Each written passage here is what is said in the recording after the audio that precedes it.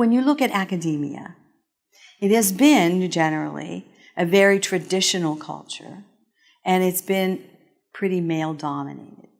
So the tradition part is that there's a message that's always the undercurrent of what is proper, what is nice, what you should say when you should say it.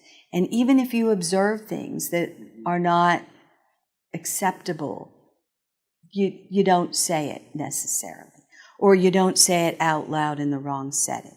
What I would advocate for, and have done so and begun this in my department as I've assumed my new roles, is a culture of voice, where you give people permission. Well, first of all, you have to mandate everybody learn to listen to each other, and you give people permission to speak respectfully, appropriately, and openly, in the right setting, about things that matter.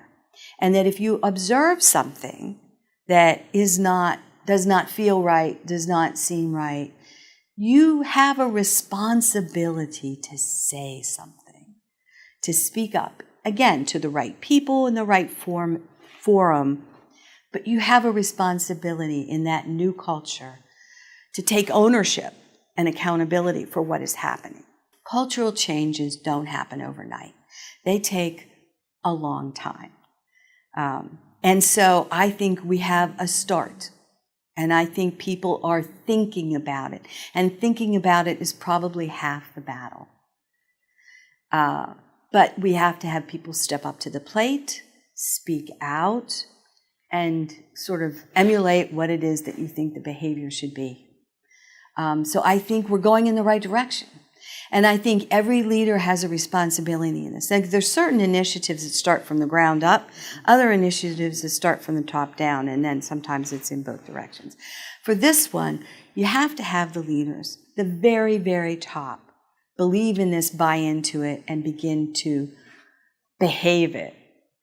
And as they do it, then it becomes permissible by everyone below to also do it. What is interesting, when I talked to my faculty, the very first faculty meeting, I said, we are going to work on moving from a culture of silence to a culture of voice. The enthusiasm in the room was palpable. The smiles, the relief, the engagement was palpable, was visible.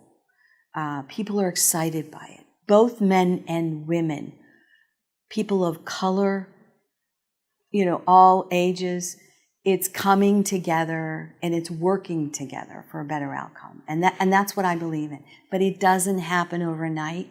It's going to take some time.